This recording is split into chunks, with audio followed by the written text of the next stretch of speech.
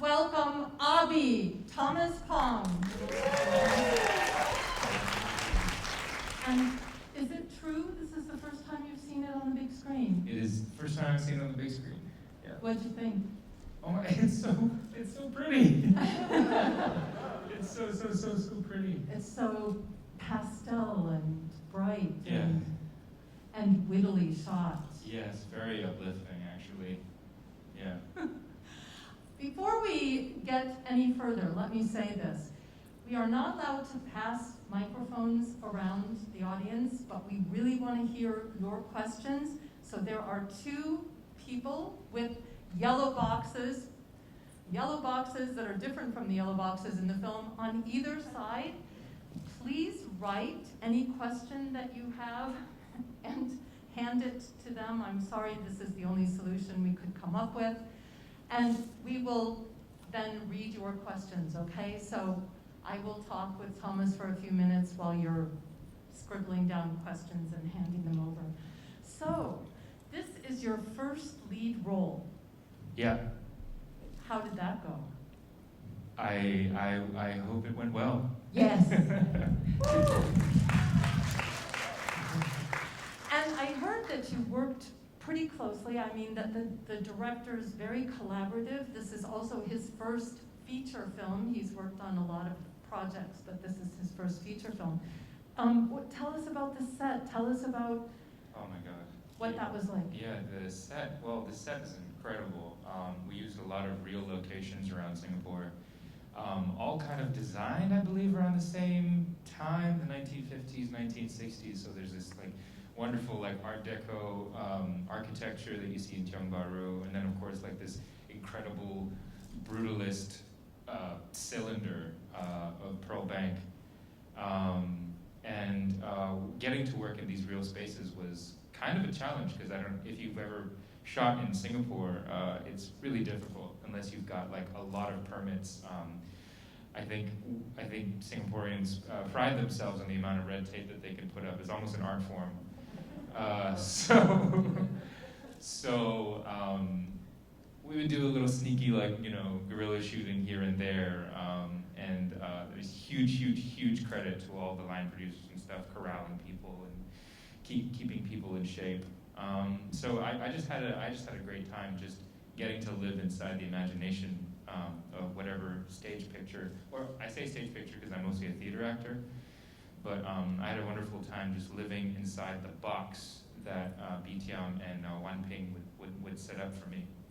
Wait, so these are real locations. Did the film crew have, did people cooperate? They were okay with the idea of... Yeah, they're very curious. I don't think it's like New York where people just like, wander by, just like, oh, another film.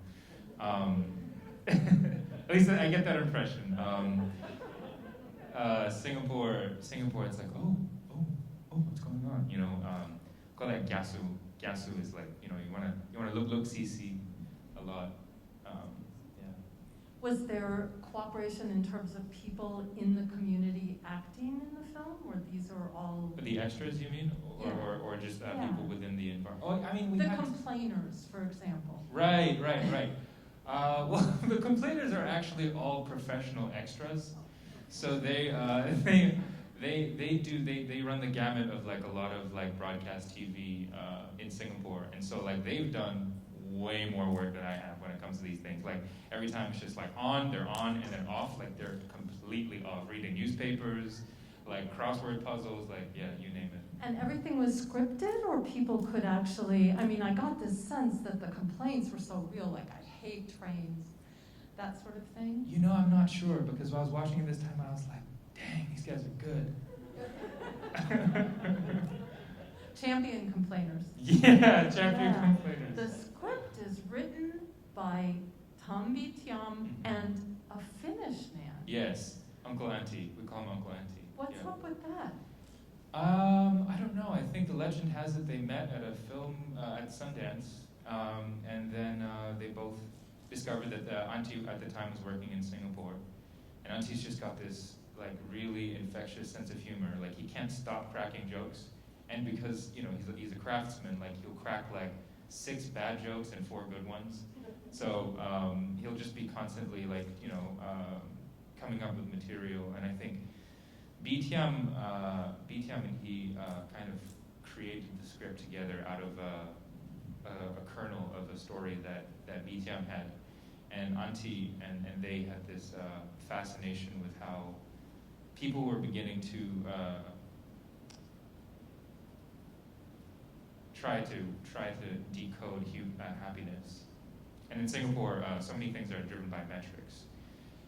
So there was a perfect correlation there.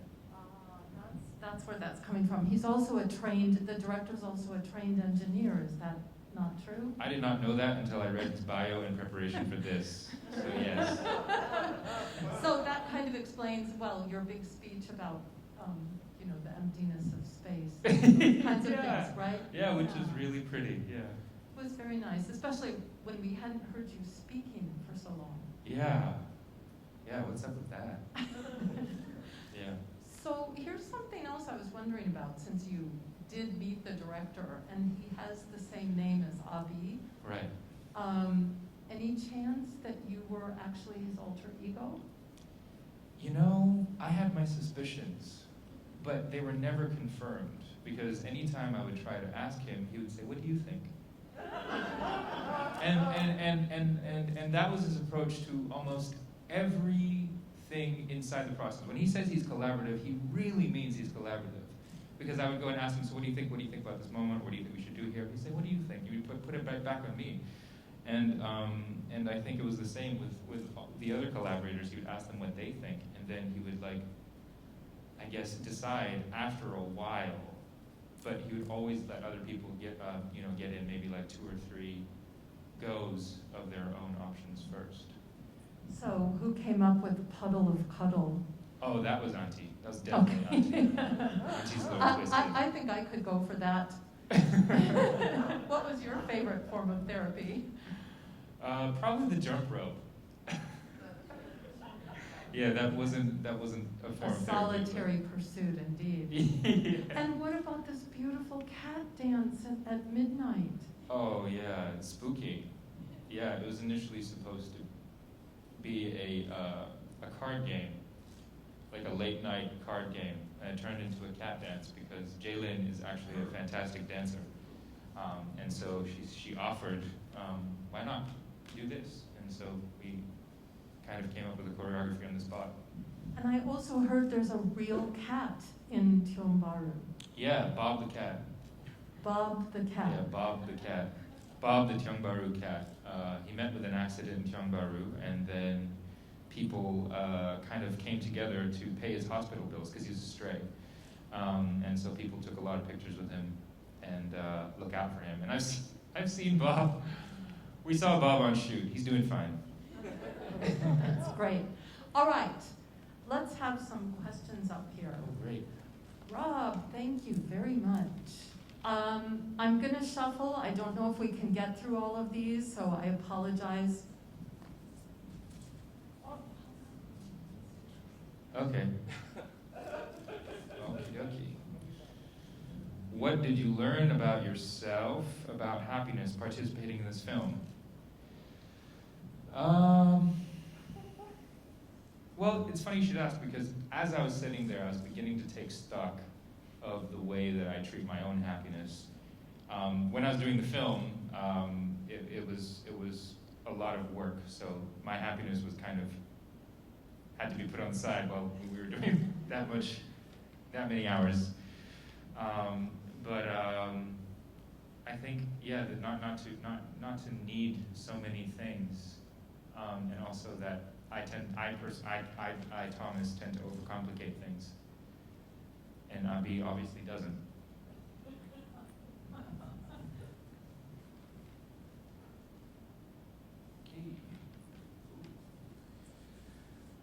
Beautiful handwriting. Okay, what did you think about the choice to have Abi staying silent throughout most of the film? What would you have had? Would you have had it different? How does it reflect your own personality? Thank you. What did you think about the choice? I'm watching it for the first time, so I'm processing a lot of my own feelings about it. It truly is a different experience when you're watching it live and with people.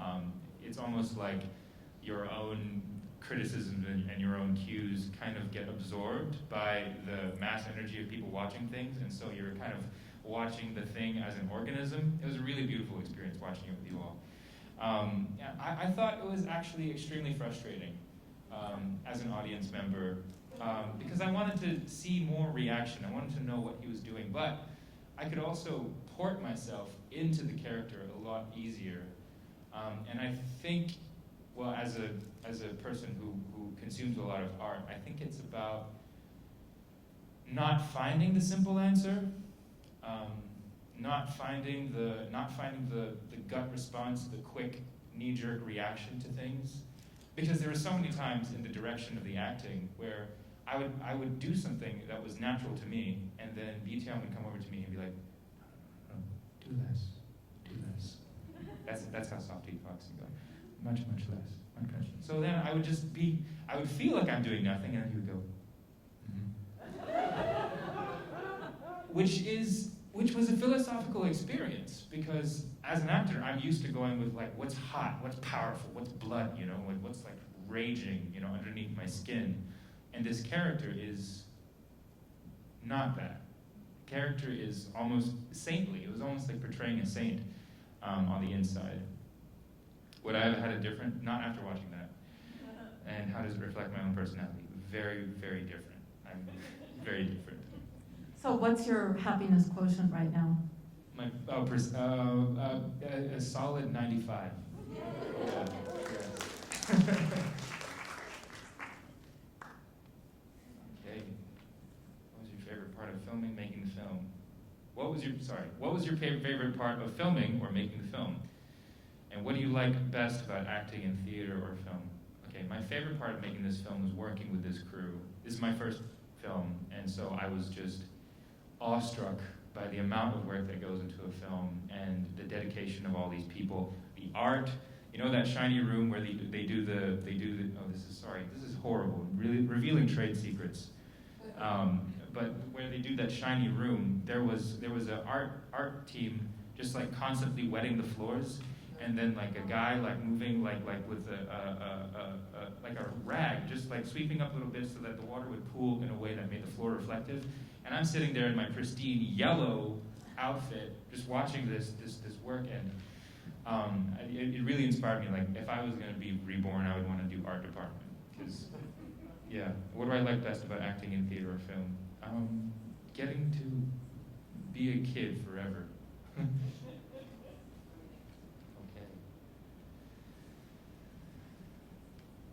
What does happiness mean to me? And did filming this change your view on the meaning of happiness? This is a tough question. I don't drink anymore, but if I did, I would say let's hash it out over a few drinks. I'm still sorting that out for sure. Nice clothes, maybe.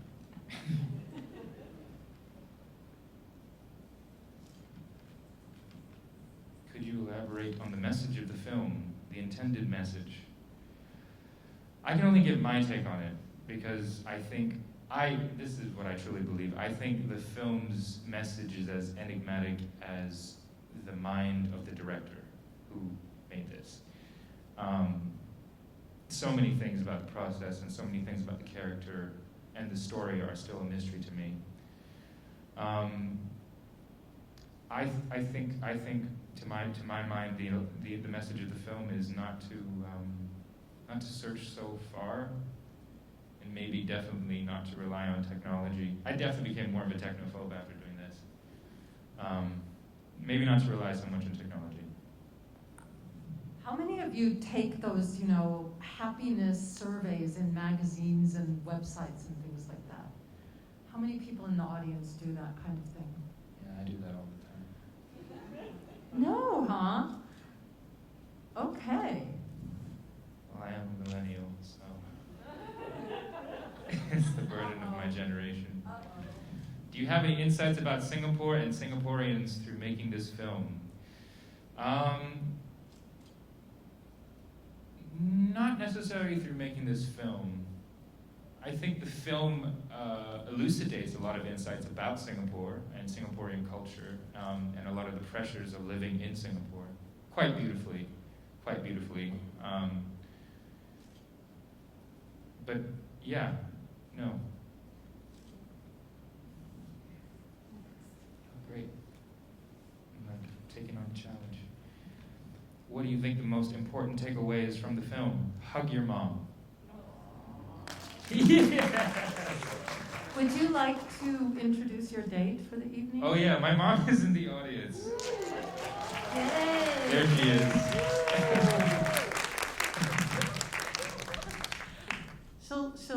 She'll be on our video. She's not visible to everybody.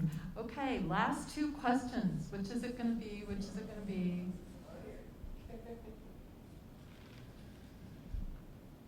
You have such light dialogue, but your expression spoke volumes. Oh, thank you.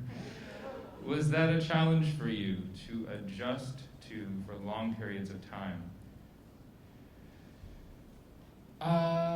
Like I said, this was my first film, so I was still adapting to the flurry of energy that is a film set. Luckily, my character doesn't have much dialogue, so I wasn't like memorizing lines. And the character's base energy is perception and observation. So I just did that. So I just was. It was like I was meditating when they were doing setup and stuff like that, and like I was just walking from that place of clarity while I was acting. Yeah. All right, I'm going to read this one because this is the final one, and it starts like this. Firstly, fantastic job. Thank you very, very much. And there are three quick questions. What scenes were the hardest, either emotionally or technically, and which were your favorites? Hardest,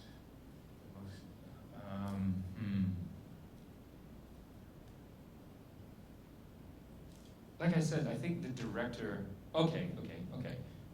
When I'm dealing with Miss Wee's death, afterwards, when I'm talking to Norlina's character, and she's telling me that, oh, we found a match for you. You know, Miss Wee's dead, but life goes on. I was doing my job and being sad, and the director pulled me back because he was like, no, do this. And so I was trying to play the truth of what I felt the character was doing, but also within the container of what the director wanted. And that was really, really hard because, the nature of non-attachment is not detachment, if that makes any sense. And so it's not that I'm detached from my emotions, but that I don't necessarily inflict them. Yeah, it was this mind whirl. Technically hard was the jump rope scene. You keep going back to that, I'm sorry. I didn't even barely remember that. Okay, what was it like incorporating so many languages in the film? That's Singapore. Yeah, that's Singapore, that's diversity. In a lot of scenes, Abi didn't speak.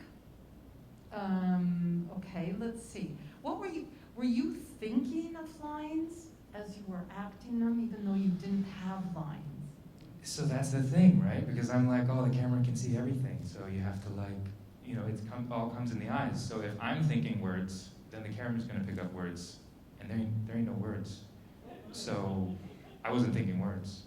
I was just being. Just be. To be or not to be. You're very good at your job. Any final questions? I think we have a couple more minutes. Anybody want to come out to the aisle and shout something? It was really good, yeah. And we're so glad you could join us. Thomas is now at Yale in New Haven, so he was able to come down instead of having to fly all the way from Singapore. What are you working on? Are you almost done with school? I'm in my second year at the School of Drama at Yale. Yeah.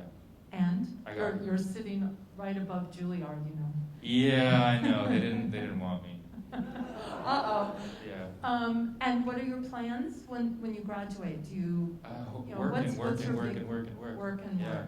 Do you think you'll stay in the States and do that, or will you That's the go big back question. to Asia? Yeah. Okay, you heard it here. So if anybody has friends who are looking for actors and Actors good at doing nothing. let's once again thank Thomas Pong for coming and joining us tonight. Thank you so much. And thank you for these great questions. And you know, I realized this is a great souvenir for him. Ah, something to take home from the show. And remember, this film is part of our Uncaged competition, which is for first and second time directors and celebrates their passion and their originality and so forth. But you get to vote for the Audience Award. So please either do that through the QR code or through the little sheet of paper out in the hall, and I'm sure that Thomas will be happy to say a few words to you out there too. Thanks again for joining us. Watch the film also online. Tell all of your friends that it's on FLC's virtual cinema. You can find all of the information at NYFF.org. I think it's up here, yes? No. NYFF.org, all the schedules and all of the other information. Once again, thank you, and thanks, Thomas Pong.